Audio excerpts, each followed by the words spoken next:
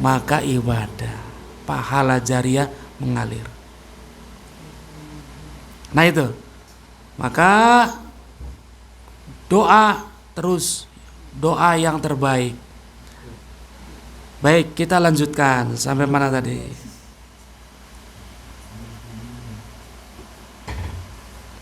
Min amri dunyau alama taqtadihi syahwatuh. Ya itu tadi. Doa-doa kita yang pengen cepet-cepet itu pasti alamat taqtadihi, yang cocok dengan syahwat nafsu. Pengen oliake syahwat.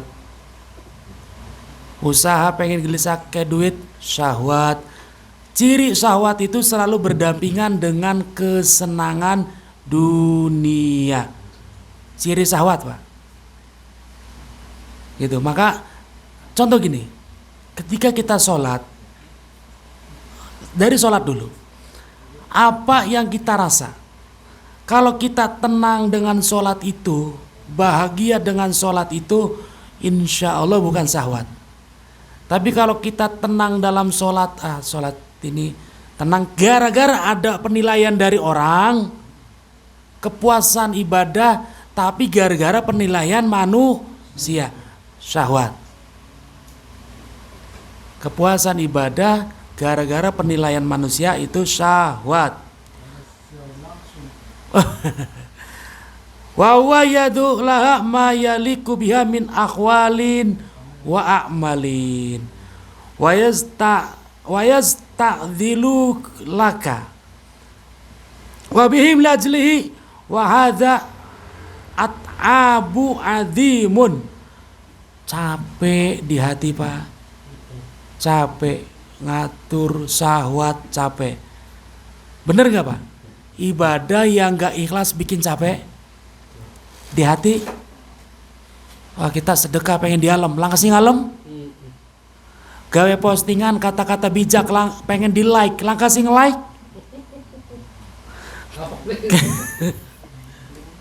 Gawe konten yang agamis, konten tentang agama, lang kasih nge-like. Kayak harapan FYP, boro-boro FYP, sing nge-like laka. Capek nggak hatinya? Capek. Itulah kalau semua diatur oleh kita. Maka Ibnu Athaillah dengan simpel, arih nafsaka minat tadbiri fama qoma bihi ghairuka angka la takum bihi linafsika. Dah jelas itu saran dari Ibnu Athaillah agar kita tidak mengatur. Lihat satu lagi hikmahnya di halaman ini, kaitan dengan hikmah tadi. Tapi rada jauh, halaman 20, Pak. Satu lagi 5 menit. Ini clue-nya aja, nanti kita berurutan, nanti kita bahas. Halaman 20. Mataroka minal jahli. Ada, Pak? Ada. Ya. Nanti ketua minggu depan semua pastikan pegang stabilo dan pegang pulpen. Gak apa-apa di stabilo ditengerin. Saya kalau belajar selalu sedia stabilo. Makanya kitab yang dibaca itu pasti banyak catatan kaki, banyak stabilo, berarti kitabnya diwaca. Bakal wong ngaji kitabnya mulus. Berhasil berarti. Kitabnya mulus, bersih. Kayak rambutan Aceh. Jadi gampang niteni santri wong mondok, bakal kitabnya mulus, bersih. Tapi ning jabane bae sing kotor, pakbul. Tepak ngebul. Berarti blok di mek. Blok diwaca, blok dideres. Nah, bakal kitab sering diwaca pasti ada stabiloan, suker, catatan kaki. Oh, dapat keterangan dari sini, tulis di sini. Ada keterangan dari guru, tulis di atasnya. Nah, tulis saja di sini nggak apa-apa pakai Latin. Penjelasan saya tadi. Maka ketua pastikan bawa pulpen. Murid-muridnya nanti. Nah, nanti yang perlu di stabilo nanti saya instruksikan. Bapak-bapak di stabilo itu penting. Ngarah bakal gladi langsung ketemu. Keterangannya tulis Pak di sini, tulis. Gitu. Karena jare Syekh Azhar Nuji, ilmu itu seperti kuda. Bapak-bapak tiap malam Sabtu nangkepi kuda. Tapi orang ditaleni. Orang di kandang. Pada Melayu beli. Bubar. Makanya sampai dinakin lah kasih ciciacan kudane. Pada beli kelingan ilmu. Maka ayo dipai tali, ilmunya ditaleni dengan tulisan, catatan itu taline wong belajar. Kalian dibuka.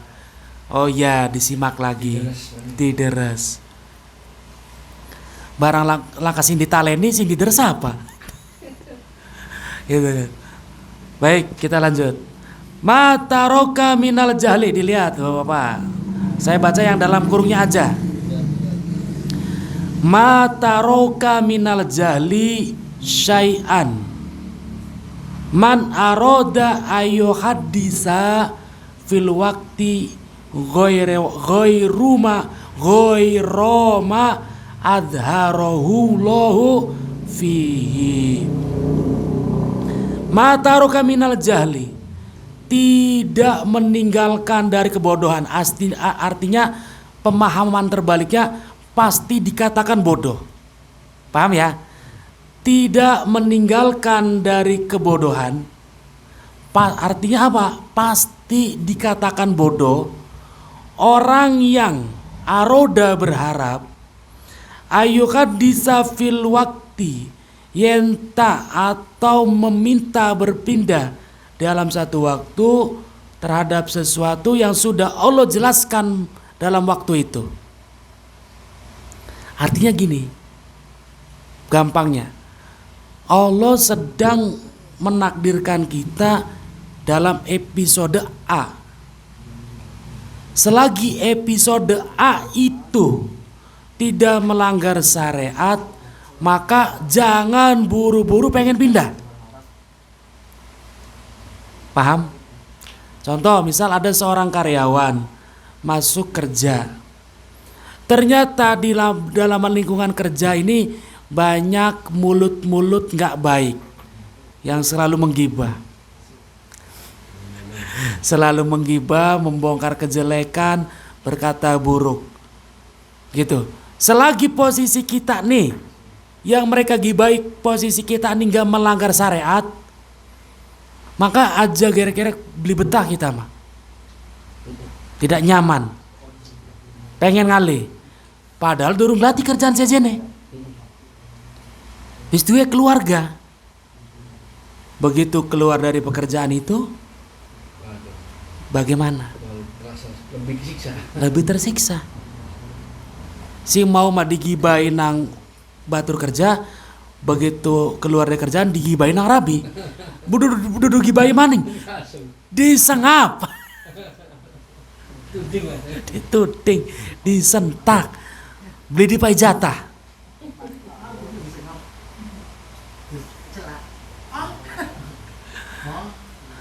Ya, maka terserah si fulan ngibai kita selagi kita tidak posisi melanggar syariat, jalani. Kata Ibnu Athaillah, orang yang buru-buru pengen pindah dari suatu keadaan hanya karena ketidaknyamanan, itu nafsu orang bodoh. Sabar. Tasawuf itu indah. Tasawuf itu menata hati jadi lembut. Coba kalau nggak disampaikan Ibnu Athaillah begini, apa ira ngendakakan kita duel yo? Iya kan mohon. kita akan jadi orang yang sibuk klarifikasi.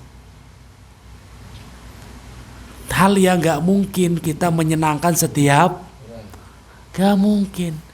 Dan gak mungkin juga kita dapat menutup mulut setiap. Siapkan telingamu yang kandel. Itu aja. Nih Ibnu Athaillah mengatakan begitu. Itu Pak.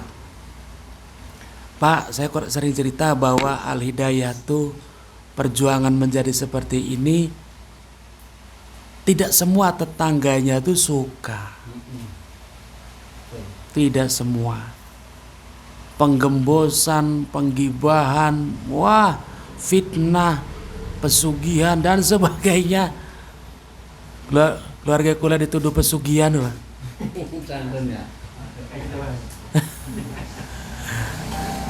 Nah, apa lantas saya datengin, saya jobrakin satu-satu? Enggak. Apa lantas saya juga ngalih baik didol, pindah? Enggak. Jalani dengan ikhlas, dengan sabar. Nanti Allah yang akan menyelesaikan dengan caranya yang ajaib.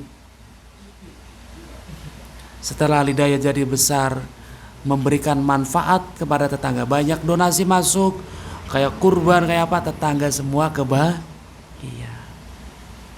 Ada orang ini untuk sedekah makanan, tetangga kebahagiaan. Ini sedekah beras, tetangga jangan, ura mungkin gak wadani kita beli takpai korban. Sorry ya, enggak. Itu Pak. Itulah maka enak kalau kita tahu ilmunya. Udah biarkan orang ngomong apa, biarkan selagi kita, kecuali kita memang salah, digibahin, kita tetap ndablek dalam kesalahan, ya kita sih bodoh berarti. Nah, ketika kita memang salah, ada orang menggibah, ya sudah jadi bahan introspeksi. Oh, berarti saya harus berubah. Setelah kita berubah, orang tetap menggibah, urusan dia dengan Tuhan kita. Jadi jangan buru-buru, ayo buru-buru, jangan. Enggak. Jalani dulu, nikmatin, nanti Allah. Kalau memang harus pindah dari tempat itu, setelah kita sabar, Allah mudahkan jalannya Pak. Bener deh. Allah mudahkan jalannya. Dah, itu saja. Wallahu a'lam bishawab.